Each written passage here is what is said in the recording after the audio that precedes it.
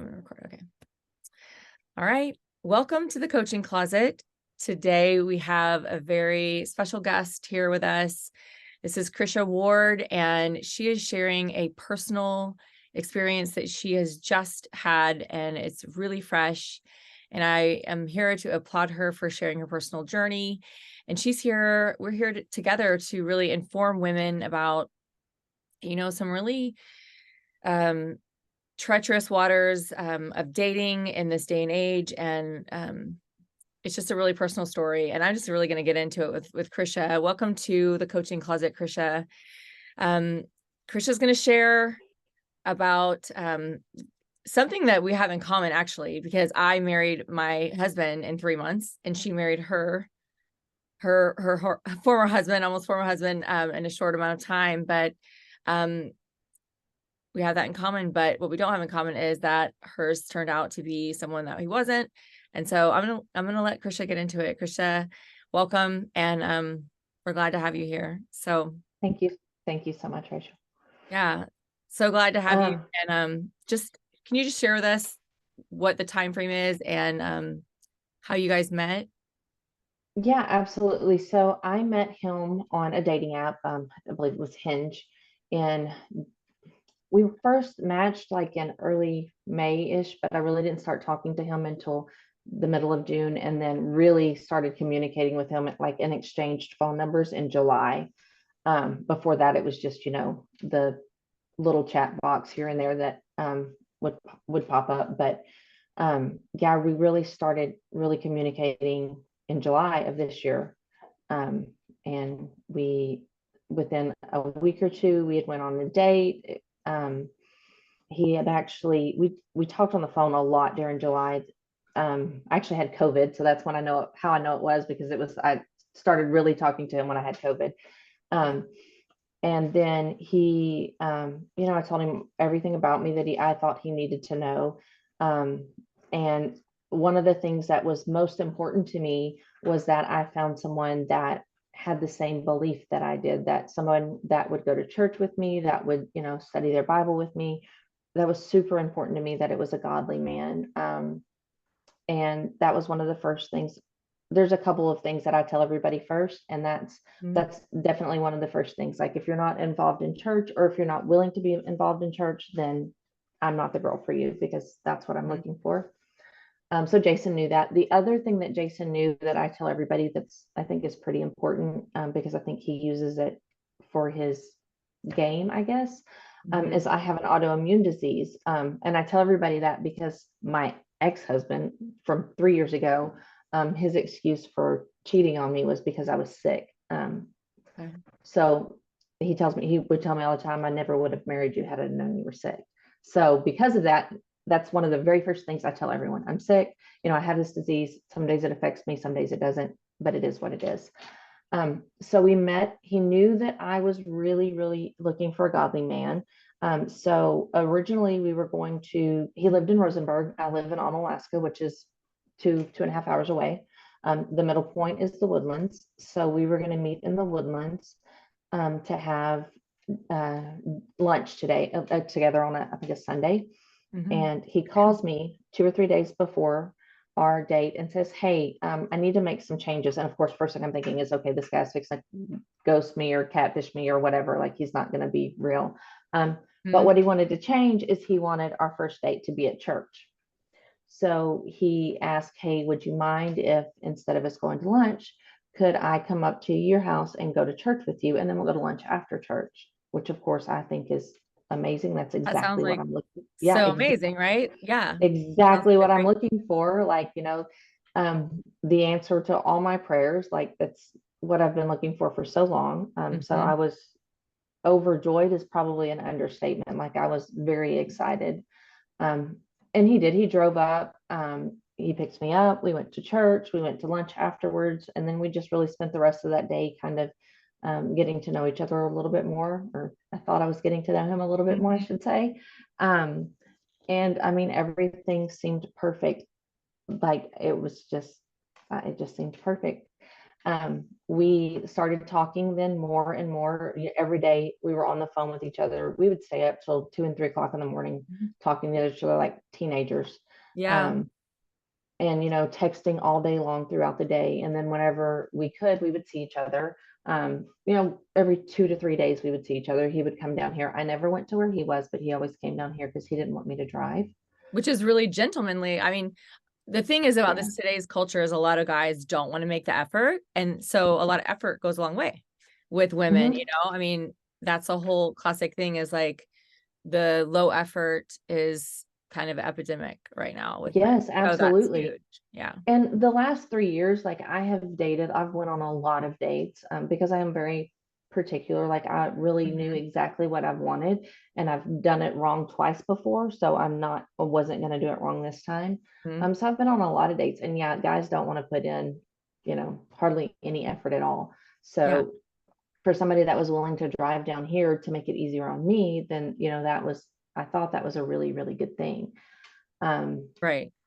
but So what I did don't. you learn about him in this first little bit that you guys got to know each other?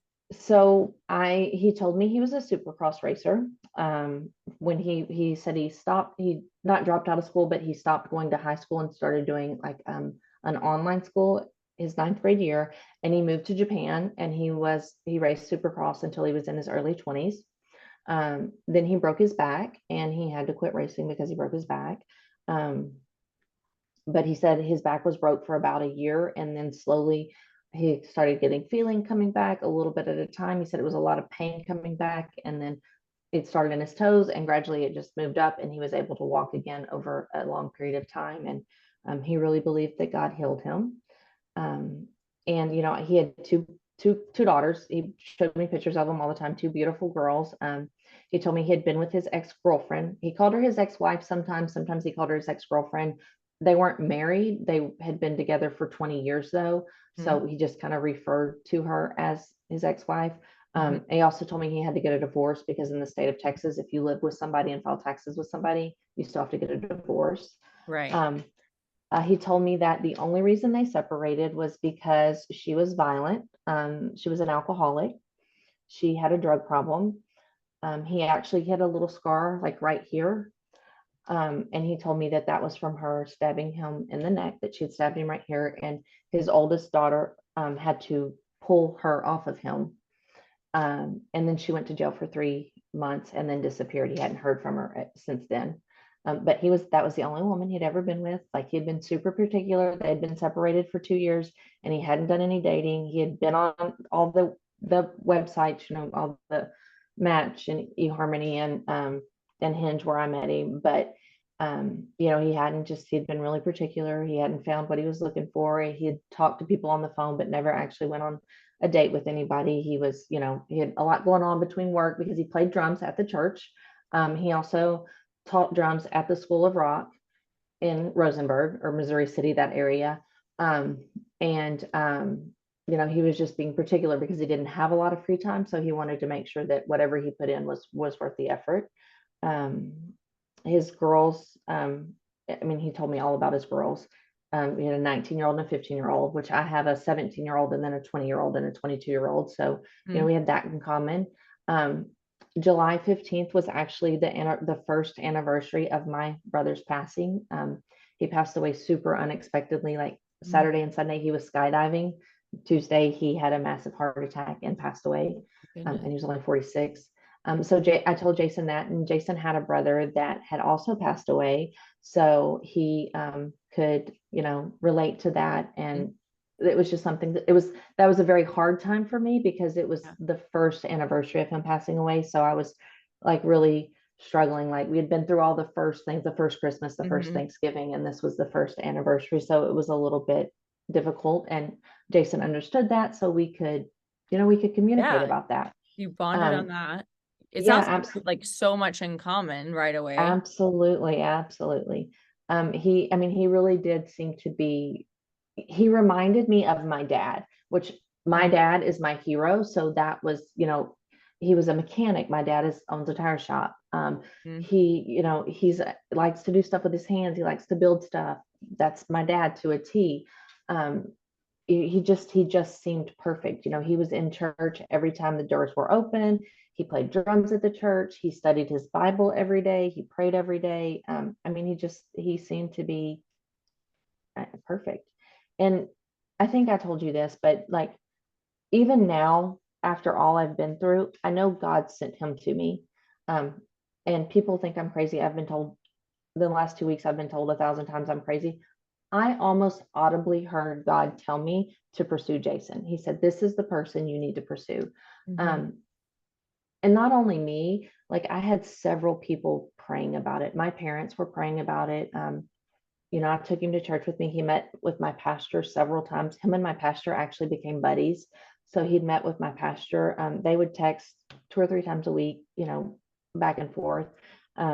Like he just fit in like the missing piece of the puzzle. Like my kids loved him. I have a very dear friend who hates everybody that's a man. Like she Mhm. just hates men in general. She loved him, which I was shocked by, because when I took her to meet him, I was like, oh my God, this is going to be so bad. She's going to rip Yeah. him in two. And she absolutely adored him.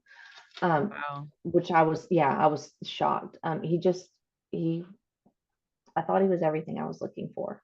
That's amazing. So you thought you were his first date since his separation, basically his Yeah. divorce. And then fast forward, when did you guys start talking about getting married and making it like a final commitment and everything? It was probably within the first month of it. Mm. Like I said, he lived in Rosenberg and I lived down here, and he would tell me all the time how much he missed me and he wished he could be with me. And, then he was like, well, maybe I'll find a place closer to you. Um, and within 6 weeks, he had moved in. And of course, then when he moved in, because we went to church and he was godly and he was a Christian, he didn't think that we should live together and not be married because it's not biblical. And Right. I agreed with that to the most part. Mhm. I was a little more cautious, but he said all the right things and did all the right things, and Mhm. everybody loved him. So I kind of just threw caution to the wind. And, I thought, well, this is what God sent me, so I don't have to worry about it. I had looked him up online, and everything he told me about his story matched with what I found online. Um, Unfortunately, that wasn't the real him. That was a different person. But so Oh. everything just kind of fit. There were then in the moment, I didn't see the red flags. Now looking back, I see them, but in the moment, I didn't see any red flags. He just was, I mean, all green flags. Everything was good. There was nothing that stood out to me that really like said, "Hey, over here, don't, look at me, don't do Right, that." right. Um, Okay, I want to have you finish your story so that we can get a big picture for people that don't know okay, it yet, and then circle back, because then it's like, okay, now in hindsight, because they say hindsight's 2020, I want you to go absolutely. back. But I know how it is because I just kind of lived a similar experience of like, of course, all the dopamine and you are in love, right? So that Yeah. does cloud your visions quite a bit. However, I can relate to in the way that, because people that say, oh, well, of course, you got married so fast. Well, you are in your 40s. You've been there, done that. I feel like you know what you're I know doing. what I want. Yeah. So, I mean, people thought I was crazy getting married that fast too. But a lot of people, it happens and people do it all the time. And they even do it in their younger years and it does work out. So, for Yeah. people that say that, it does work out sometimes. So, that alone is not just a reason to say, well, of course it didn't work. Of course. So that's not it. So I want to give you an opportunity to explain, okay, what did happen going forward and when did you, so everything was fine. Like this could Yeah. have been your Everything happily was ever fine after, this from could the, have been. yeah, absolutely. So everything was fine. Like he moved in. I mean, everything we had the whole time we were together until here recently, we had never even had, but we had one singular fight, and it wasn't really like a fight. It was just a little bit of bickering back and forth. Mhm. But everything was perfect. Like he would get up every morning and sit in the bedroom for 2 and 3 hours studying his Bible and reading notes, and then he would take another 2 hours to look for a job, because he was working as a district manager in Rosenberg at AutoZone. and they couldn't transfer him because where I live is a smaller district and they already had a district manager. So there just was no option to transfer him unless he took a substantial decrease, um, which was okay. I'm stable here. I'm okay. Like I can handle things. So he moves in, he quits his job and moves in here. He's going to find a job really quick. I'm not worried about it. He's got a Mercedes-Benz certification as a mechanic, which are super hard to get. So like that should be an easy, like there are Hmm. literally headhunters and recruiters every day that are looking for them. So that should be an easy fix. And he has all this management experience from being a district manager at AutoZone. So like I'm not worried about him getting a job. I know Hmm. it's going to be pretty quick. So he moves in, and the weekend he moved in on either a Tuesday or a Wednesday. It was like the middle of the week. That weekend I had plans to go to Surfside. My dear friend that I told you about lives in Surfside, and we had made these plans in the winter of last year. Like it was Hmm. just that was our first it was a weekend that she didn't have her kids, so we were going to go down there weekend free. I mean kid free for the weekend. I brought Jason with me. um, when we get back from our Surfside trip, everything in Surfside went great. Like no red flags. No, like I said, my friend loved him, which was surprising. Hmm. He took care of us. He took our stuff back and forth from the beach, which is normally something that we have to do. We're, Hmm. two older women dragging a Yeah. wagon from the house, and he handled all that for us. It was great. He put up our canopies for us and everything. When we got back from Surfside on a Sunday, I had a lady that was staying with me. She's moved in with me a couple of times. She's just very she just can't ever seem to get her life straightened out. And every time she gets it straightened out, she seems to fall back in the crack of she has a drug problem and she just seems to fall back into that. Um, and I take her in every time because I love her. And she was actually staying here, and she was at the house all weekend while we were in Surfside. I have two dogs, so she was here with my dogs. Hmm. Um, and Jason comes in the house and he says, "Hey, my laptop is on the computer. I mean, on the kitchen table, but when I left, it was in my nightstand. That's kind of weird." And I'm like, yeah, that's kind of weird. Maybe you left it out and just didn't remember or something. Um, he's like, "No, I don't think that's it." He said, "I know it was in there." And he walks into the room and he opens the nightstand and he comes back out and he says, "Krisha, I had $2,500 in my nightstand and now it's gone." Well, nobody's been in my house all weekend. I do have a son, but he wasn't here. He was, I think he was at his dad's. I don't know where he was at, but he wasn't here. Um, so the only person in the house is Ashley. So I automatically think, okay, she stole it. Like that's what happened. She took the money. I know she has a Hmm. problem, or she's recovering from a drug problem. She wasn't using drugs, but she's recovering from that. So immediately I'm thinking, oh my God, she's fallen back into it, and she took this money. And I confront her with it, and she's like, "Krisha, I didn't take it, I swear." And I'm like, "Well, you were the only person in the house, so there's no other explanation. So now I can't trust you, and you have to find a different place to stay." So I asked her to leave, and she does. She was not happy with me, and we actually haven't spoken since. I've tried to get a hold of her the last couple of weeks, but I haven't been able to. Um, but she left, and we haven't spoken. I didn't think anything about it. I felt really, really guilty because he had just moved into my house and someone in my house stole something from him. Oh And yeah. that was the money that he was counting on using the next few weeks until he got a job to pay a few of his bills. That's the money he was going to use, and now it's gone. Um, so like I'm crying, I'm upset, and because I feel guilty because she stole Hmm. this money from me. And he comforts me. We get over it, and the next day we just kind of put it behind us and say, "Hey, we're just going to move forward. Everything's going to be okay." And everything was. Um, we started talking about the wedding. We started planning the wedding. I didn't really want to have a wedding. Like I said, I've been there, done that. I Hmm. really didn't want to do it again. I was good with, my mom's a minister, her marrying us in the front yard or like running to the JP. I was good Yeah. with that. Jason had never had a wedding, because him and his first wife weren't actually married. They were just common law married. He had never had a wedding. So that was something he really wanted to experience. And he really wanted to have that celebration. So I said, okay. I was like, here's the deal. Like, I've got a lot going on with work. I was planning for a trip. Actually, I went like last 2 weeks ago. I was planning for this big work trip. So I had a lot going on in this time. So I said, you know what? you plan it, and then I'll just come in and kind of tweak all the other stuff. You pick what you want, pick everything, and I'll just kind of come in and make it better because I'm a girl. I don't know how else to say that. Like, just Yeah. like make it better. Yeah. So he did, and he actually did a great job. He picked great colors. He picked great, like, what the guys were going to wear. He picked the style of my dress, which was fantastic. Like, everything Wow. he picked was great. Yeah, He I'm like, oh sounds my God. like the most amazing guy. Yeah. And I'm like, are you a little bit on the, like, on the light side? Like, why are you so good at this? Because he was really, like, everything was perfect. And I mean, Wow. I really didn't have to tweak much. I'm a big crafter, so, like, I made the bouquets and the boutonnieres and all that. But other than that, like, everything he picked was perfect. The only problem I had is the dress he wanted. I loved the dress too, but I couldn't find one like it that I could get in time. So that was, Mhm. a problem. But I figured that out, made one myself, and it was great.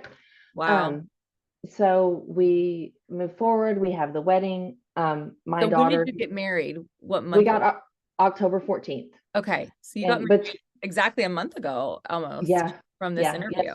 Yesterday was a month. Yesterday was a pretty rough day, but yeah, yesterday was a month.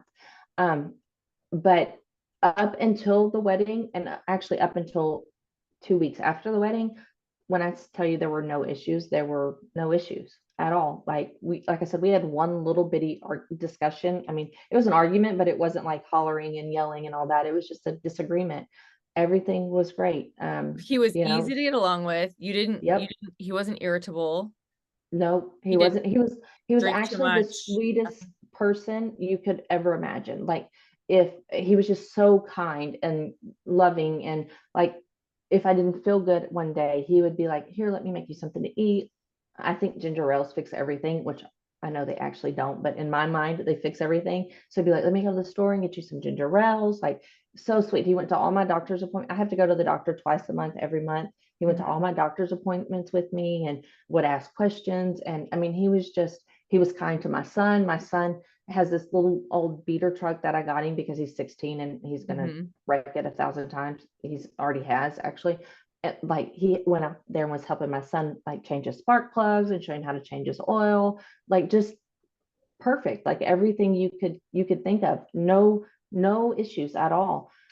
My dad has a Mustang that he's restoring, and he would go up to my dad's house. We live on the same, not in the same place, but the same. We have 4 acres, and we both live on the 4 acres. He'd Mhm. go up to my dad's house and help him tinker with his Mustang. He pulled the transmission out of my dad's truck with him. Like, he was just like everything I could ask for. Every time, like, I didn't have to hound him about getting up and going to church with me on Sunday mornings. Usually he was up and dressed and waiting on the couch for me. And Wednesday night, the same thing. He was usually waiting on me to get out of work so we could go to church. Like, every morning he was in the room studying his Bible and highlighting and taking notes. He had several journals of notes that he had taken. He probably had 8 different Bibles he showed up here with, and journals. And so he's constantly in there studying and praying. And I mean, whenever there was an issue, like if I didn't know how I was going to do something, he would always come, we just have to pray about it and leave it to God, and God's going to get us through this. Everything's going to be okay. So I mean, yeah, I've had people ask me if he was a narcissist, and I have dated a narcissist before, like a legit over the top narcissist, and he wasn't. Like, there were none of those traits in him. He was very kind, very sweet, very genuine, I thought. Um, and I mean, honestly, everything you could ask for. The only thing he had that was wrong, that was a little frustrating, is he was having a hard time finding a job. But I live in a small town, so I kind of pushed it under the rug that, it is a small town. We're an hour north of Houston and Conroe, so Mhm. I understand it's a little more complicated to get a job out here. But that was really the um, only opportunity we had, only issue we had. And he actually did get a job as, selling credit card, like a credit card merchant, the little things that you slide, Mhm. um, just as a temporary thing until he Mhm. found something else. They would call him with appointments, and then he would go out and meet these appointments and Mhm. sell a machine. And he was just Right. going to do that until he found something else. Um, they were going to give him $3,000 a month, which was going to be okay until he moved on to the next thing. That would be enough for him to pay the bills that he came here with. Mhm.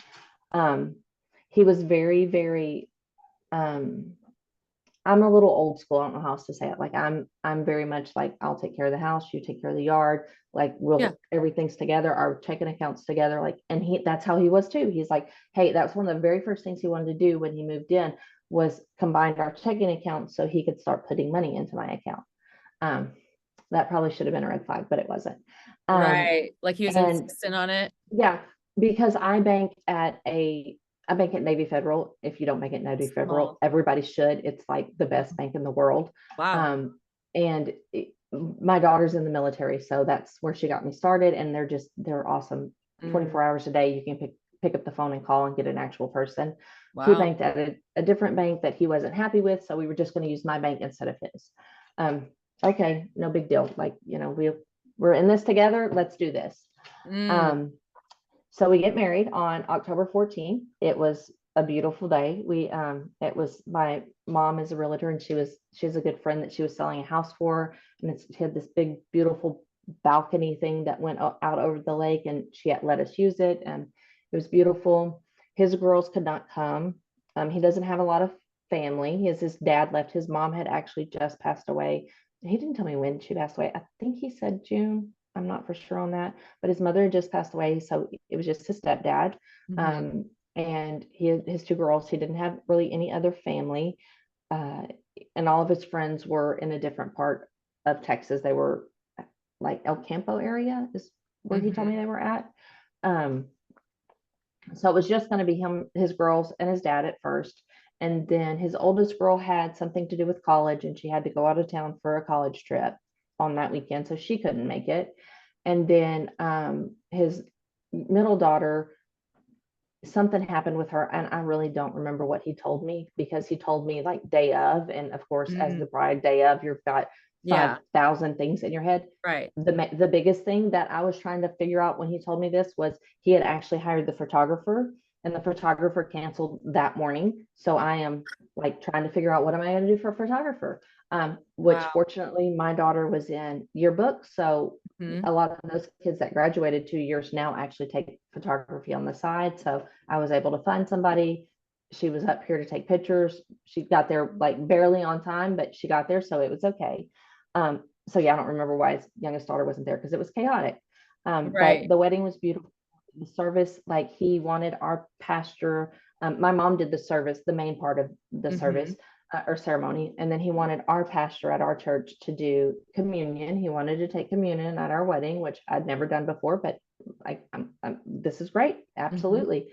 Um, so our pastor did the communion, and then the unity braid. We did one of the unity braids, and Yeah. our pastor did that, because Jason was super insistent on our pastor being involved. Actually, the week before our wedding, we actually had sat in our pastor's office together for probably an hour and a half, and did like some premarital counseling with our Mhm. pastor. Um, and he prayed for us, and that whole bit. And he told us that day when we did our our premarital counseling, he's like, y'all are perfect for each other. He's like, normally I see one or two red flags in this, and there is just nothing in this. Like, he's like, I think y'all are doing the right thing. I think this is great. Like he's everything you've prayed for, Krisha. Like, this is going to be wonderful for you. So up to this point, it's like just everything Everybody, clear. Everybody yeah, thought it was amazing. yes, Your everyone mother thought he is was marrying amazing. you. Like, Yes. And my mom loves everybody at first, like, that's just who she is. But my mhm. dad doesn't. My dad is very much, nobody's good enough for my daughters kind of Yeah. guy. Yeah. So my dad loved him, and my dad hadn't loved either one of my exes. My dad has taken him out to eat dinner 2 times, just him and my dad. My dad Wow. has never done that. Like, my ex-husband I was with for a long, long time, and he had never taken him out to eat. He'd probably only exchanged a handful of words with him the whole time we were married. So you've set the So my stage dad loved where him. everyone needs to understand, like, this wasn't just like some guy. Like, everybody gave you the green light. Your friend, one of your best friends loved him to death. Your dad, who didn't love anyone, like, Yes, this was an exception to the rule kind of guy. absolutely. And so much so that when everything kind of fell apart, my pastor called me, and he was like, Krisha, like, he said, I have a pretty good spirit.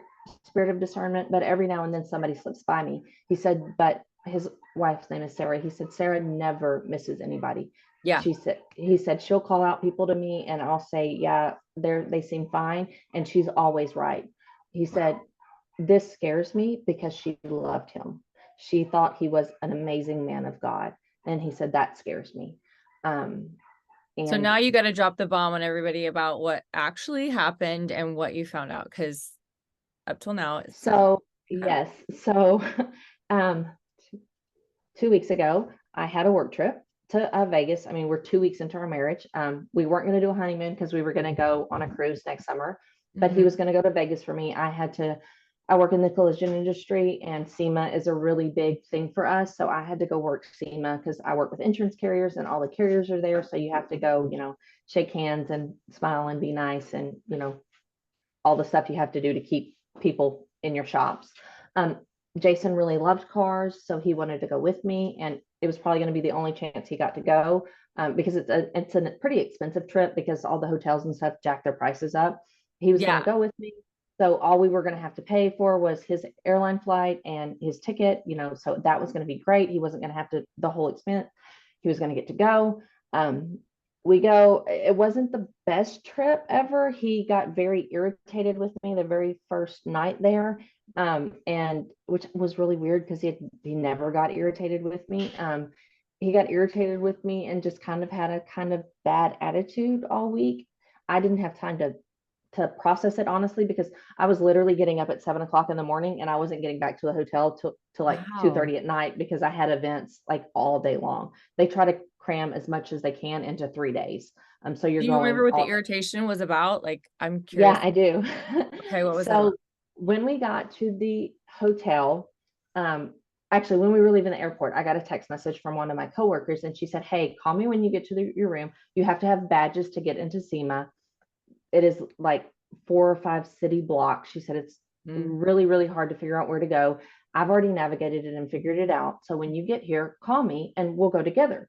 So I get to the room, I get all unloaded and get all my stuff unpacked. And I call her and I say, hey, we're here, we're unpacked, we're changing clothes, going to take a quick shower because we've been in airports, and then we'll meet you downstairs.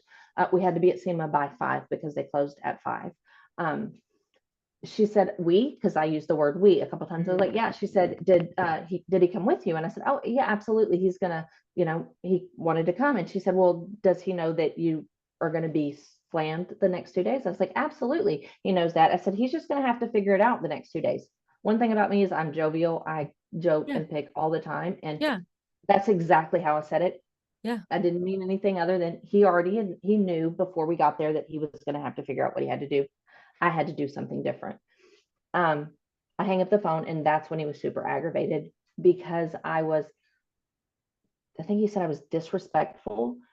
He didn't like the way I said that to my friend, and it made him look like I was embarrassed of him. And Oh, okay. yeah, and I was like, okay, well, maybe he's got diabetes, so maybe his sugar's low and he's just a little cranky. So I apologize. I'm like, look, that's not how I meant it. I just meant that you knew that I already have plans, and like you knew that, you were aware of that. I didn't mean anything other than by I am honestly 100% sorry if it sounded like anything else. Mm-hmm. Nope, he's mad. He wouldn't even go get his badges with me. Like, I don't Okay. have an option. I'm like, I have to go get my badges. You can sit in the room or you can come with me. I don't have an Mm-hmm. option. I have to go get it because my first meeting is at 7 o'clock. I won't have time to get it Mm-hmm. before. He wouldn't go. It took me about 2 hours to go get my badge and come back. I text him and asked him, hey, do you want to get something to eat? And he's like, yeah, no, I'm just probably going to get something around here. I was like, that was an invitation for you to come to dinner with me. And he was like, yeah, no, I'm good. I'm like, okay, well, I'm going to go grab something to eat. I've been in the airport all day. I haven't eaten anything. I'm going to go grab something to eat with Rachel, which is my teammate. Mm-hmm. Um, so I go get something to eat with her. We literally grab a slice of pizza out of the lobby downstairs in her hotel room. So maybe an hour longer. I get to the hotel room and he's asleep on the couch and wants to sleep there all night. And I told him, I'm like, Jason, I love you. I'm sorry I upset you. Like, let's just move past this. I don't have time to argue with you this week. Like, I don't understand why you're so upset. I apologized. Let's move on. Fast forward 2 days later, he still hasn't left the room a single time because he's I'm aggravated. laughing because You said he was a narcissist, but this is so typical of a narcissistic injury and punishing you. Yeah, which And I was after like, married. right. And I tell him, I'm like, look, like you're not hurting me by sitting in the room. You're only hurting yourself. And I think he thought I was going to be super upset, but I'm like, I don't, when Right. I work from home a lot, so like I don't have to put on a happy face all the time. But when I work at an event, like I change my mindset. Everything is work related. I don't have time to, Yeah. if you're coming at me with negativity, I will push it away as quick as I can because like I get paid to be nice to these people. So I have to be in a good mood. So that was a And I, huge red flag, girl. Like right after you got yes, married, he started that. yes, yes. I mean, and that was the first sign of anything I'd Mm, ever yeah. seen. Because you were Um, married. absolutely. And so like once again, pouts all week. Thursday we leave, get to the airport. He's still pouting. And I did something I never, ever, ever do. I got a message on my messenger on Facebook. And normally when I get messages, like if I don't know you, I might glance over them, but it's delete. I don't even open them up. Um, Especially if they're going to tell me about somebody I'm dating or married to, or I'm sorry, I have dry mouth so bad. That's fine. Um, Take a drink. um, like I just I don't do drama. My circle is very small because of that. Like I can't do that. So I get a message on Facebook and I do something I would never do, which is open up the message and read it and actually respond to it. Um, so it said, "Hey Krisha, I know you don't know me, but I have some information I would like to tell you about your husband." I automatically think this is a girl on one of the dating platforms that he's been to, somebody he didn't choose, somebody that he talked to maybe a couple weeks or something on the site and then just probably ghosted her because let's be honest, that's what we all do. Hmm. I've done it. It's been done to me. Like you've got Hmm. 15 in the queue, you pick the one and Yeah. the other 14 go away. So I really think that's what it is. And I responded. Also something I never do. I only did it because I was aggravated at him. If I hadn't been aggravated at him, I probably wouldn't have even looked at it. Um, Wow. Isn't that something? Okay. yeah, it is. So she messages me. I message her back and I say, I'm not into this. Like, whatever you need to say about him, I don't want to hear it. I'm sorry for whatever happened in between y'all. Like, move on. She texted me back and she said, if I send you proof of stuff that you need to know, will you look at it? And I said, you know what? If you send me something that I absolutely need to look at and I deem it worthy of my time, and I don't mean that ugly, but like, I'm just not Hmm. going to play into your drama. If I Hmm. deem it worthy of my time, then I'll open it up and look at it and do the research I need to do. So she does. She sends me a wedding video that actually matched my wedding almost to a T. Same color, same outfit, same dress, same everything. From August of last year. Oh my Yeah, she sends me a picture of a baby that looks identical to Jason. And she God. doesn't send it to me, but I get my hands on a divorce decree Mm, between Jason and someone else, this other lady. wow. And I'm in the airport. I am floored. Um, I don't say much to Jason because like it's Las Vegas airport. There are thousands of people around. He's still Hmm. in a bad mood. Now I'm in a bad mood. Um, Oh I my don't want God. to argue. Yeah. I'm like, I don't want to argue in the airport. There's so many people around. Like, our plane's been delayed like 4 times. Like everything that it was like the perfect storm. Everything that could go wrong was going wrong. And so I'm like, I'm just going to keep my mouth closed. I'm not going Like to say he's in the anything. video. You're looking at his wedding photos with another woman. Yeah. And I have my earbuds in because I wear my earbuds all the time. So I have my earbuds in and like so he can't hear the video because it's playing in my ear. And he doesn't know what I'm looking at. Um and I wasn't even angry or hurt at that point. I was completely stunned. Like Yeah. what like my whole world had just got flipped upside down. Mhm. So I wasn't angry or it was just a shock. And so like I said, I didn't say anything. I didn't want to fight with him. We get on the plane, we fly home. Finally we fly home, we get home at like 2 o'clock in the morning because we've been delayed so many times. Oh So my I'm God. tired, I don't want to deal with it. He's still cranky, so we come home and go to bed. I get up the next day and of course I've got 10,000 emails because I haven't looked at my computer in 3 days. So that morning I sit down and answer the emails that are just pertinent and have to be answered right then. And he does his Bible study. And about noon, I go in there and I said, hey, we really need to talk. Like there's some stuff that I need to get off my chest and we really need to talk. Um, this was on Friday. I don't know if I said that or not. He's like, okay, what is it? And he's like, I'm sorry, I was in a bad mood all week. I'm like, no, that's not it. Um, I said, I got a video from a lady that I guess you married her best friend. She sent me the video of the wedding. She sent me a picture of a baby. Like, what is this? He's like, well, what do you mean? I'm like, no, like, it's like clearly you, like, this is clearly it's a whole video and then tons of pictures. I'm like, this is clearly you. And not only is it you, it's you in the same colors that you did our wedding in. Like, it's Oh my you. gosh. And then, so he is, and I told him, and she also told me about the baby, like all this stuff. And he's like, well, it was all fake. Like, we got married because she needed to get married to get an inheritance, and she was going to pay me $10,000. And I'm like, look, I'm dumb. I may be a little bit dumb, but I'm not that dumb. Like, I'm pretty, like, I don't mean I'm dumb. I'm not, but like, I'm like blinded by love a little bit before this, and I'm dumb Wow. to some of the stuff you've done, but I am not an idiot. So he Um, proceeds to talk, just spit Yes, lies, like just, just spill lies. Yeah, it was all a show. The baby's not his; it's her ex-husband's. It doesn't even have his last name. Like, oh just my like it's goodness. all a fake. Like, and everybody knew it was a fake. She knew it was a fake. Like, they're just trying to start problems. Blah blah blah. And I'm like, And you dude, didn't you're lying. mention this. You just didn't Yeah, want to mention it. yeah. And I'm like, well, first of all, if it was a fake, you should have told me. If there was a baby that you may be attached to somehow, you should have told me. And of course, he's like, it's not my baby. So I tell Oh him, wow. well, you need to get a paternity test because your name is in the divorce decree and they can come after you for child support anytime you want. I'm not messing with that. I'm not getting a paternity test. I'm like, because it's your baby. Oh my Hello. Like, I'm gosh. not. So that was on a Wow. Friday, and my daughter, who lives in Spring, was going to come up and spend the weekend with me because it was her birthday. So I'm very, very good at compartmentalizing. Like, I'll take this out, I'll put it in a different box. We'll come Mm-hmm. back to it later.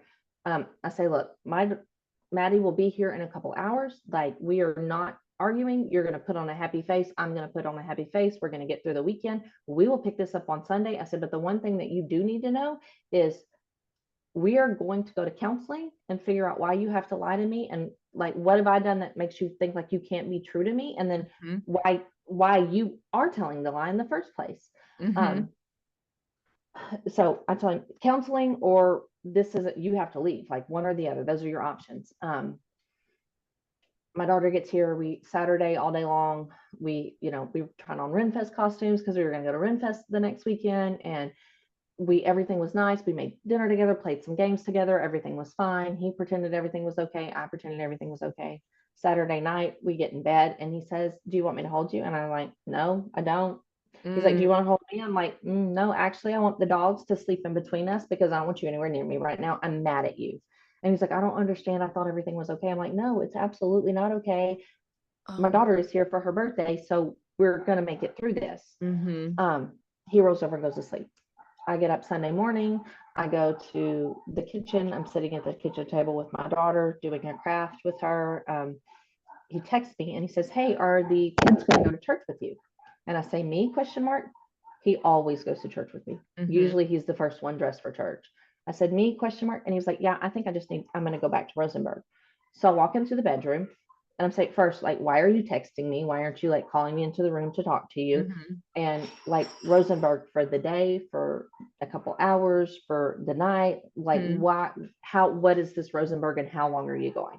Well, I don't know. I just think I need to go to Rosenberg because you want to drag other people into our marriage. I'm like, what do you mean I want to drag other people into our marriage? Well, you want to go to counseling and this is something we can work out on our own. I'm like, look, you may can figure this out on your own, but I can't because right now, like, I'd rather strangle you than look at you. And I don't trust Wow. you. I don't believe anything you say because you lied to me. And he was like, well, I'm not going to counseling. If you think we have to go to counseling, then I don't know what to do. And I tell him one more time, I said, Jason, I'm telling you right now, if you leave out of that front door, to go to Rosenberg. Mm-hmm. If your intention is to stay, you might as well pack a bag and your stuff because you're not coming back. Mm-hmm. If you're going to cool off for a day or two, that's one thing. But if you're going with the intent of staying, get your crap and go and don't come back. Otherwise, I'm planning counseling next week for you and I. He sighs and huffs and lays back down. He's just not going to go to church. And I kind of think that's the end of it for the time being. I'm sitting in church. I normally don't take my phone into church with me, usually. Um, right as I was walking in the door, this is why I had my phone. Right as I was walking in the door to go to church, something told me, I know it was God, said, hey, you better move a little bit of money to the other account. I have two accounts. One, Mm-hmm. I've never had any money in. It just accidentally got opened and it was too much of a hassle to go close it. So I left it Mm-hmm. open. And it just like, you need to move a little bit of money into that account. So I'll go back and get my phone and I just make a quick transfer and I Mm-hmm. carry my phone in because I'm doing it as I walk in the front door. Um, I have my phone laying under my lap in service, and it vibrates, and I get a notification that not only has Jason used his debit card, but now my account is overdrawn by $300. Wow. So in the middle of church, I knew he was probably gone. Um, and of course, I come home and he's cleaned out the closet and he's gone. He left. Um, Okay, you were yeah. still willing to see what was going on, like maybe even Honestly, I get to the was bottom of it. because I really my first thought was, okay, he lied about this because it was so short because they got married in August. He was Mm-hmm. out October, he had moved out. It took them a long time to get a divorce. I found out later it's because she couldn't find him. She had to track him down. Um, Wow. but I really thought because I knew the time period was just a couple months that he was just embarrassed.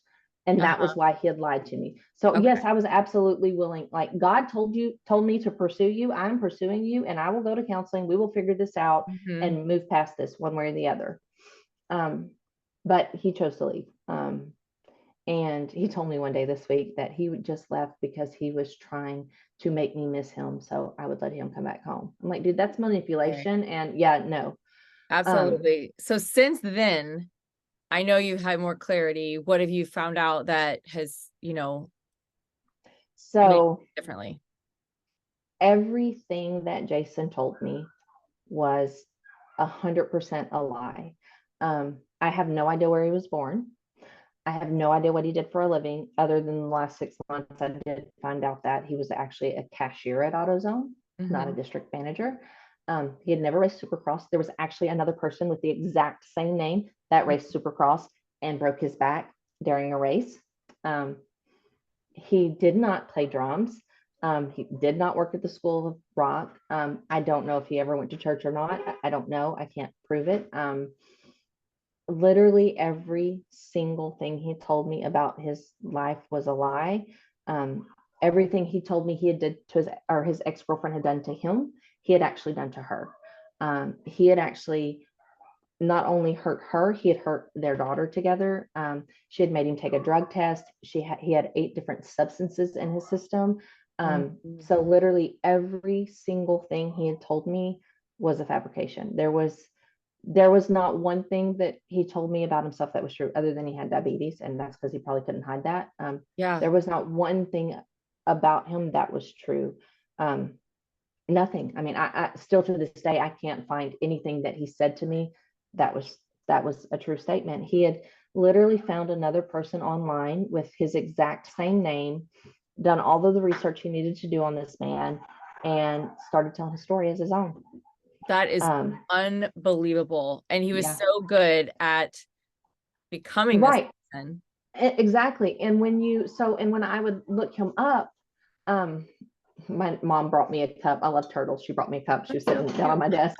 Um, when I looked up his name, I found him and his story matched what he said. Now, granted, when you race Supercross, there are no like pictures of your face. It's all you've got a Mm-hmm. helmet and glasses.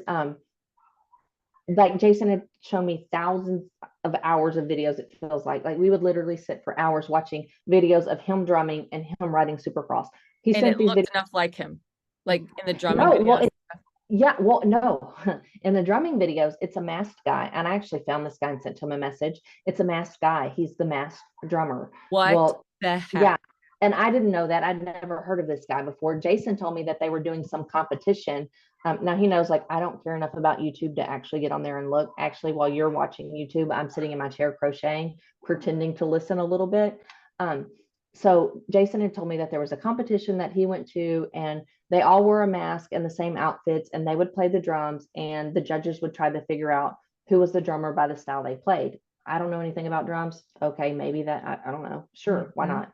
Um, Same thing with Supercross. Like, they're always in a, they always have on a helmet. They always have on their goggles. I Right. mean, you can't hardly see any of their flesh because they're so covered up to protect themselves. So, I mean, He was just so convincing. And yes, there's no it was so reason convincing. you would have no reason to question him if he was this So, yeah, likable, charming, charismatic person. right. And so much so that I actually did look up his name, his full name, and found this person that raced Supercross. Now, I didn't see any pictures of this person's face. So, since his story matched what he told me, like, never in a million years would I think somebody would do that much work to lie about their life. Right, because Um, you don't think like that. So you wouldn't even think to think that way. That's no, that's the absolutely not. issue. That's the issue. Yeah. Absolutely not. It blows my mind. I mean, Right. and literally, and these videos, like, he sent them to our pastor. There was one of this guy jumping, and he was jumping off of a building, like, and um he rode the motorcycle off the building, and then, like, had a parachute and landed. And he sent it to my pastor so my pastor could use it as a sermon, as a leap of faith. Oh, Like, goodness. all of this stuff, like, I would never in a million years. Maybe you would lie to me, but you would lie to a preacher? Like, that just, Well, I know what I think is going on with this person. Like these are sociopathic type yeah. tendencies. There's no conscience there. So now that you have this, here's the whole story now, going back. Like I said, hindsight's 2020. What now that you've had, I mean, you've had this distance from him. I know that he's still sending you emails trying to get to you, but you've had distance and there's more clarity once there's separation. Now that you look back, okay, that was that, and that must have been that, and that, like, now what are the red flags that you kind of can see? Maybe that was a red flag, maybe that was a red flag. Yeah. So, I really should have, like, the first thing is, he was so easily to quit his job, and that should have been something that clicked to me. Mhm. Um, when we came home that Sunday, and the first thing he noticed when he walked in the door was his laptop sitting on the table, like, that. He shouldn't have picked it up that quick. That was a red flag. There were things that he would say that, like, I would just think, that's weird, like, that why would somebody do that, So um just for the audience, like when you, because we had this discussion before, so the girl that was living with you, he was trying to isolate you because someone that close to you wouldn't see him for who he was. So he absolutely. didn't want her there. So he wanted you to accuse her of stealing the money, moving the laptop. So he wanted her out of there. So he made up Yeah, a story. She he didn't made really up a story to get her out, and he probably also made up the story of the $2,500, so to steal. cover for him not having any money, honestly. Right, um right. there were things that, like, he told me he drove a truck, but he was letting his dad borrow it, and then, like, the truck never came. He's like, oh, I'm just gonna let my dad keep it, like, I'm gonna make the payments on it, I'm gonna let my dad keep it. That should have been a Oh. red flag. So what did he drive? What did he have?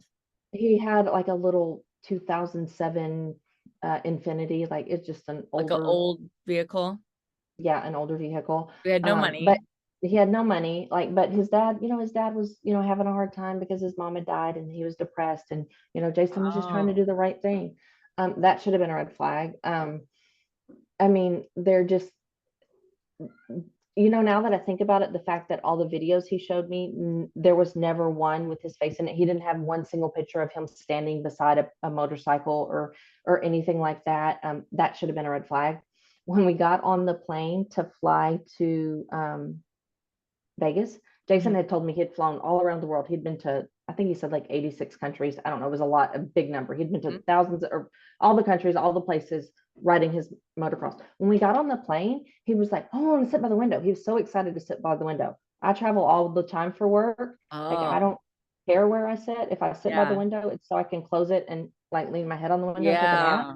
So that was a little weird to me. And I even asked him, like you flew all the time. Like, why would you care about the window seat? And he's like, Right. yeah, but it was always private. It was never commercial. I'm like, same difference, just Oh different my size plane. goodness. I'm like, but okay, that's weird. Whatever. Maybe you're just one of those people that always likes to sit by the window. Whatever. That should have been a red That's, flag because yeah. he wanted to sit by the window because he had never flown. Um, I mean, just there was just so many things that you look back and you think, God, the fact that he was pushing harder to get married than I was. Um, he was in a hurry to get married way, way quicker than I was, because he like that's part of his game. That's part of his thing. Um, they're just, Didn't you when mention to he me about the insurance that he wanted to get insurance? yeah, he was super insistent on not only health insurance because he had diabetes. He wanted me to put in my health insurance, but he also wanted to be on my life insurance. That way, if we accrued any bills together, he could pay them off. Which I didn't completely agree to. I'm like, look, I'll give you a portion of it, but the biggest portion of it goes to my kids and to pay off my home. So, Mhm. but I'll put you on a portion of it.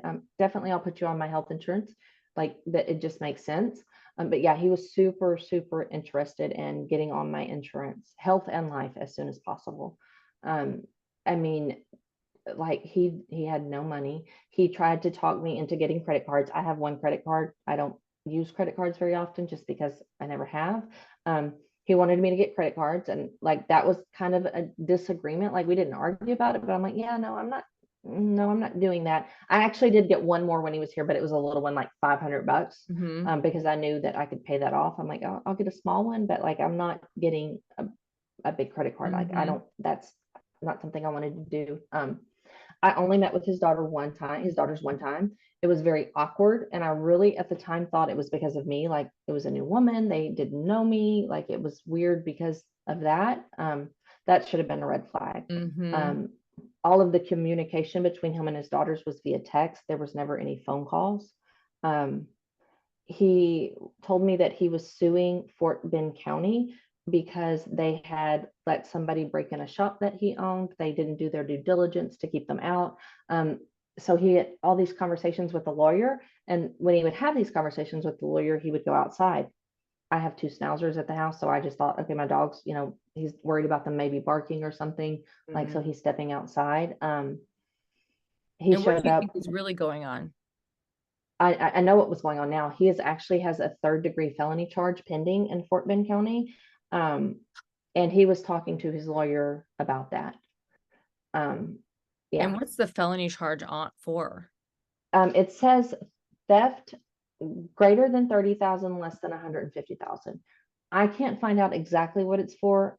What I've heard from other people, and I'm not going to say this is true because somebody told me and I cannot verify it, was that at his shop that he did have, he was taking in motorcycles and four-wheelers, not motorcycles, dirt bikes and four-wheelers, and then selling them and never giving them back to the customers. So that's Oh, what I was told. I can't verify it.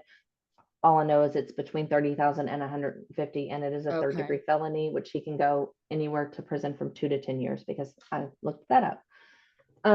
I mean, Oh, they're just wow. like I should have been more cognizant of why didn't he have any friends or family.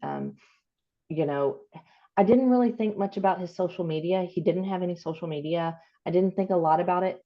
I have a brother that won't get on social media because, he says it's the devil.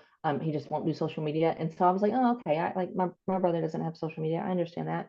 Um, But it that is should have kind been of a, yeah, a red flag. it's So I think weird. It's because you weird. can Yeah. hide it. These days, if you have nothing out there, you're either, working for the government or like You're nothing at hiding something. all, or you're trying to hide something, Yeah, absolutely. you So know? I should have been more cognizant of that. Because like the photographer on our wedding day, I really believe that he never hired the photographer. Um, I believe that he didn't want pictures taken, a lot of pictures taken, because Mhm. I post, I don't post anything on my Facebook except for family stuff, like pictures of my kids and pictures of my dogs and silly little stuff, but that's all I really post. So he knew that if these pictures were taken, I was going to post them online. Um, Right. and I really think that that's why the photographer didn't show or canceled or whatever. Or it I never know, happened. Like he yeah, never hired. yeah, So you're yeah. putting Because these he people told me together. Yeah, he told me the photographer was sick. Yeah, I think you just didn't want him on, because that's actually how he got busted. Someone saw the pictures. Um, Right. it was the best friend of his ex-wife, his actual ex-wife, the one he married. She actually saw the pictures because somebody had commented on my pictures and somehow she saw it, and that's how he got busted. And she had actually been looking for him online and couldn't find him, but that's how he got busted, is because she saw our wedding pictures. Um, Wow. so So I mean, So yeah, what is your best advice for any woman like out there dating? Because I know I was, single for many, years before I met my current husband. And I, started a singles group in Houston, and I do give women, advice on dating. It's not easy. Uh, no, especially if you're, in your 30, 40 or 40s. older, Yeah. it's extremely hard. Yeah. Um, I think the first thing is just um, not necessarily take your time. That's not the right wording, but like really process it more. Don't be so like rushed that you want a relationship so bad that you will fall for stuff that you wouldn't normally fall for. Hmm. Um, and I don't think that I had 100% done that, but I was getting to the point that I was just sick of being single. Hmm. Um, don't let somebody's belief in God be the one thing that you're hanging on to, because looking back now, like that was the biggest thing for me. That was the thing I was hanging on to. So don't have that one thing that you're hanging on to so tight that nobody else has had before and this person has, that you overlook other things. Because honestly, if he hadn't have been a Christian, like a Bible studying, praying, God fearing, going to church every Sunday, every Wednesday Christian, I never would have, like he never would have, none of this ever would have happened, Yeah. because there weren't enough other things about him that would have really drawn me in. Like, yeah, we had a lot in common, but that was really the big key. And then do your research. Like I felt like I did research because I just did a Google search on him. Um, Right. so even, and I don't know what the answer to this is, because even if you run a criminal background check on him, he has two misdemeanors that I found. And I can't remember what they're for right now, but he does have the two misdemeanors. But his felony charge still isn't on his criminal record because it's pending. Okay. So if they don't have friends and family, there's probably a reason why. Yeah, I have another person that I know that got married quickly, just like I did, but I mean I did meet friends and family. But another red flag they had was no friends and family at the wedding. And they said, I should have known. And there was all these reasons, right, why they weren't there. But that's a Yeah. huge red flag. Like if you don't meet their friends and family, like I met a huge community that knew my husband for like a decade, and Yeah. I got to know them over a few months, and I feel like Yeah. that was And the same. the only person that I really met was, like I said, I met his daughters very briefly. Like we went and had dinner, maybe an hour, like very briefly, just long enough for us to eat dinner and then them Mhm. to go on their way. Um, no real conversation there. Like I said, I thought it was because of me. What I found out later is it's actually they don't have anything to do with him anymore. And that's why it was weird. They were just playing nice that day. I heard it was because they've been introduced to multiple different women and they're a little bit afraid of him. So they only go out in public places with him. Oh, wow. I can't, once again, something I can't prove, but Right. that is what I've heard. Um, so yeah, not having friends and family, that is a huge red, like that should have been the first like massive red flag. The only person I met was his it's his stepdad. He calls him his dad. And I'm pretty sure he's in on the con. Um, so I mean, Wow. of course, So everything he yeah. aligned with everything Jason said. And the reason I say that, there are two reasons I say that. So what I found out is Jason's done this to multiple women. Um, he got over $60,000 from his ex, um, the one that he divorced in April. It is 100% his baby, and he's just running. So this is what he does. He goes in, he has all these stories, everything's wonderful and great. He's this big Christian, and then he talks you into getting credit cards. He takes pictures of your credit cards and sends them to his parents.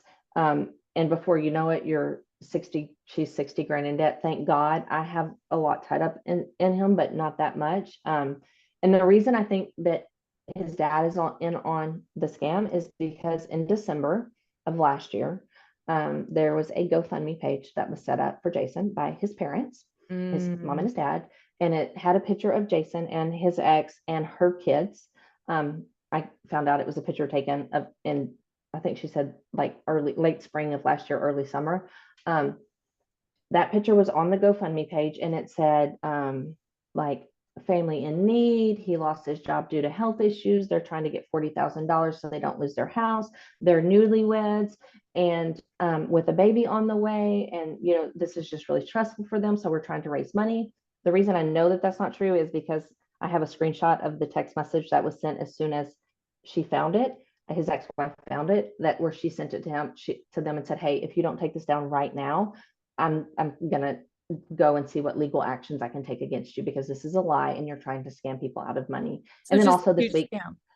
yeah, it's a huge scam. And then this week, his dad called me and was like, "You really, if you were really a God-fearing woman and you really had any, what was the word he used? If you really valued marriage at all, you would take your husband back and let him come back home and work through this." Granted, That is his the dad had biggest. also, yeah, his dad had also tried to move in my house in my guest room like 2 or 3 months ago, or 2 months ago, like right after we got married. And I'm like, oh no, right before we got married. I'm sorry. And I was like, no, yeah, we're gonna be newlyweds. Like, I These really, are like, I these are have, people just trying to move in with yes, people. yes, Like yes. these, I'm like, it's I just, have my son, my daughter doesn't live here, but she might as well live here because she's always here. Like, yeah, no, I don't have the capacity to do that. Like, oh no. my Um, goodness. So so yeah. absolutely, a hundred So percent they are. And you name it, and it's just one of those things. The more I dig, the more I find out. So much so that I've finally just stopped digging, because I feel disgusted, because I feel like for the past 3 months, I had a stranger in my house. I had a right, stranger around my right. kids. I had a stranger Yeah. around my family. Like he emailed me. Actually, he got another phone and called me. I have to remember it so much. Hmm. He got another phone and called me last week, and I answered because I didn't know who the phone number was from, and it's my work phone, so I answered all the time. Um, and it was him, and he was like, he wanted to come back home, and like I told him, I'm like, Jason, like, I might as well go pick up somebody off the street, off the side of the street, and bring them home, because I know them just as well. Because I don't know where you're born. I don't know, like Jason. Another thing that should have been a red flag. Jason has a very thick Tennessee, West Virginia kind of accent, Hmm. but he moved to Texas when he was 12 months old. It never clicked Hmm. until after all of this fell apart. Then I was like, why didn't I think of that? Because he's Right. a very, very strong accent. Well, if you were 12 months old when you moved to Texas, you learned to talk here. So you should have more of Hmm. our accent, or at least not have that, that strong accent. And Right. I'm sure more and I more is don't, going to come out. Like, oh my gosh, are you able yeah. to take legal action in any way? So no, I can get it annulled, because I can prove that. So in the state of Texas, there's three things you have to be able to prove, one of three things. And one of them is that there is something that they didn't tell you that would have prevented you from marrying them. Well, there's a lot that Jason didn't tell me that would have prevented me from marrying him. So I can get it annulled. Um, Jason is smart. He plays dumb, but he's not. That is one of his things. He tells me, like, when I ask him about the misdemeanors, he's like, I don't know what a misdemeanor is. I'm like, well, then you need to call county and sue them, because they should have told you when they arrested you what the misdemeanor was for. Hmm. Um, but he does play dumb. Um, he's not dumb. He's very smart.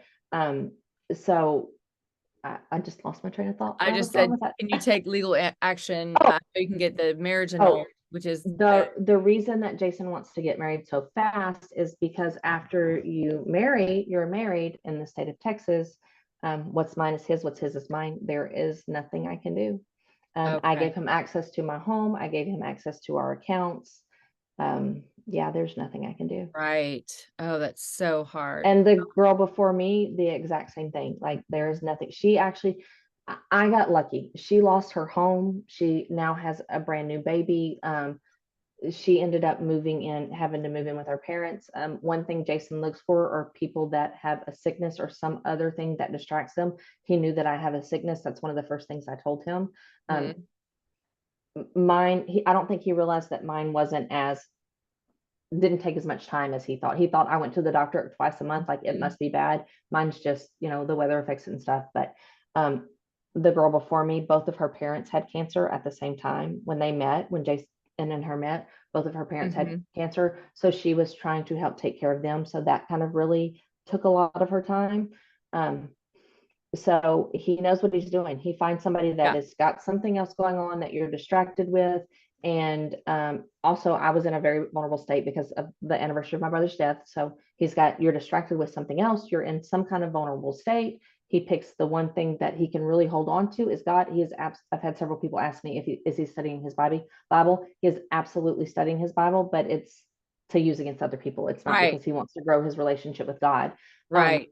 but that's his MO. You're distracted with something else. You have some kind of thing in your life that makes you vulnerable. Mhm. You want a Christian relationship so he can rush you into getting married because of your Mhm. Christian values. And then once you're married, there's nothing you can do to him because Trying to you gave trap him you. access. Hmm. Yeah, I think it's really important to let women know that these are predators. And it doesn't matter what the official diagnosis would be with this person, is that they're a predator and they're looking for prey, they're looking for victims, and they're looking to get their needs met. They're vampires, right? They're like, I need source, I need supply. And so it's like, okay, you have to have boundaries when you're like, yes, we would love to trust everyone, would love to like give our hearts out there, but if you're in a vulnerable state, you need to identify that, like, am I sick? Am I like looking, but do I even divulge everything about myself, especially right at first with somebody? And Yeah. that's what's really important to understand is like, don't just give out like, oh yeah, I'm going through this traumatic stuff. I mean, it's hard not to when someone's so charming, but that is what the narcissist is, or even the socio psychopath is, they know how to draw you out. So you have to have a boundary of like, okay, I don't tell a person this much until a certain amount of time, because otherwise you're going to be the perfect target. Yeah, It's like, come get absolutely. me. Absolutely. And there were so many things that I told Jason, and I'm not the best with boundaries, and I know that. I've something I've worked on really, really for a long time. Um, but like I told Jason everything. I have two relationships before him that were abusive. One was physically abusive, Mhm. one was emotionally abusive.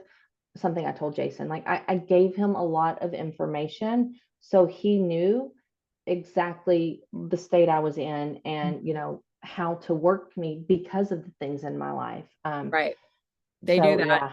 They Hmm. do that, Yeah. but now, hey, you just take this and you're just like more in your arsenal of learning. And I really do applaud you for coming out and like wanting to help other women know like this is out there and you've got to be aware, because he's not the only one doing this stuff. I've Oh, heard of absolutely stories. not. Yeah. Um, have you gotten more support or more backlash from coming out Um, your a story? little bit of both. Okay. Um, First of all, I think it's really important to know that like I'm not a lot of people just put all their information on Facebook. That is not who I am. Mhm. I like my life to look perfect from the outside. Now it may be falling apart on the Don't we inside, but all? yeah, so I am not one of those people that just puts my drama on Facebook. Yeah. I know it happens. I'm not that person. If you are that person, good for you. I don't care, but that's just not me. Yeah. Um, so first of all, it was very, very hard for me to put it on Facebook. Yeah. And there's one reason very specifically why I did it, and the only reason why I did it. I would not have done it because I was embarrassed. I was ashamed of that this has happened to me. Like I should have been more cautious. I know better. Like all the things. Like, but on Monday he left on Sunday. On Monday, someone sent me a screenshot, and he was already back on Hinge. So I knew that Jason was out there looking for his next victim. And I am not going to, you can hurt me and I'll probably take it. And Jason knew that. You can come after me and I will probably 100% lay down and take it. Like, don't hurt my kids, don't hurt my parents. Like, but if you come after me, I'm good.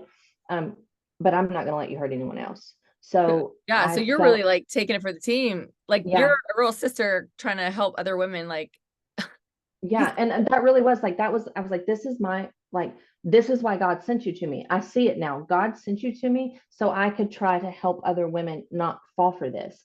And so of course then I write it and I sent it to my pastor and I had him look over it because I wanted to make sure that I wasn't too ugly or like too emotional, that I was just facts. I'd Mhm. already talked to a sheriff's office and the lawyer, and they're like, if you have to just put facts, don't put anything that you think, just put 100% Right. facts. Nobody can come after you for slander. So I was very careful with what I wrote. I spent a lot of time writing it, but it was solely to prevent anybody this happening to anybody else. I've gotten a lot of support. I've had people that Good. I didn't expect this to go anywhere. I hoped it would get, I have friends in Houston, so I hoped that they would share it a little bit. And if, to be perfectly honest, my goal was probably just to stalk him for the rest of his life and be able to tell women, hey, be careful. This is what he is. Mhm. Um, I didn't expect it to go crazy like this. I've got a lot of support, but I've got a lot of backlash, a lot. I've stopped reading it. Like I'm not reading the comments anymore. So if you see my post and you put something in the comments, happy, negative, supportive, Right, whatever, I'm not right. going to see it because I'm done reading them. Um, Somebody told me to turn off the comments, and I didn't do that because my daughter pointed out to me that people were tagging other people in the comments. So Let them that's the know. only reason. But yeah, I've got a lot of like how dumb I was. Like I should have done more research. Like I should have ran a criminal background check. Like I've gotten it all. But you know what? I got thick skin. Come at me. I don't care if That's it right. stops one People other say person. people say all kind of Yeah. stuff. And I really don't care at this point. Like if I stop one Yeah. person from getting hurt by Jason, or the lady before me is trying to get him to sign over rights to their son. If Mhm. I can help her get those rights signed over, Mhm. I'll do it. I'd do it all again. Absolutely. Absolutely. If it keeps him just from hurting one person, then hey, come at me. I don't care. Well, I saw, and so, just for everyone out there, like you put it on Facebook, I saw it, and I have a singles group that I had started when I was single. And so I put it in there, and then somebody, I think it was in my singles group, commented, oh my gosh, I talked to that guy last year or something. And I was like, oh my, Yeah, the one that said, oh, he had somebody call me and say he died in a car accident. That I was didn't on see the one. that. Yeah, it was No on the way. one that you posted. That's one of the ones my daughter, because my daughter was going through and like deleting Wow. some of the ugly stuff, and she was like, "Mom, look at this." And yeah, it said that they had went on a few dates and she had asked too many questions. He had Oh, I didn't somebody see the call rest of it. her and tell her that he was dead. Yeah, Oh, I didn't see that. Okay, so it's yeah, going viral and people are going to get information, which is going to help like him not be able to have more victims, at least in this area. And who knows? And also for women to be aware because they really just aren't. I mean, I've had to advise women, listen, don't go to a guy's house on your first date. Like women do that stuff and like they do things yeah. that they're not thinking, they're just very naive. So I just want to applaud you and thank you for coming on. And I just hope, if like you said, this is going to help way more than one person. This is going to help people be aware. Oh my gosh, I really need to think about what I'm doing. And my advice is, listen, you can't be too careful. If you get with a group of girlfriends that are single and you invest in one of those apps that like does the criminal background check, you can't be too Mhm. careful. I did it when I was single and I would run background checks, and you don't have to, who cares? You don't have to tell the guy you did it, or you can Yeah, say, hey, I'm running a background check on you. Is there anything you want to tell yeah. me first?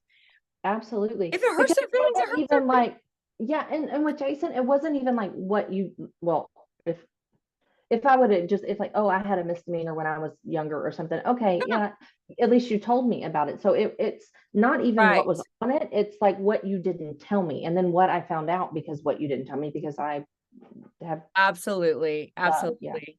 And yeah, so, and I want to let the ladies know out there, if you guys think if you've gone through this before, you've gone through any toxic or abusive relationship, I do have a free Facebook group for women called FLY, Feel Like Yourself. Feel free to join that.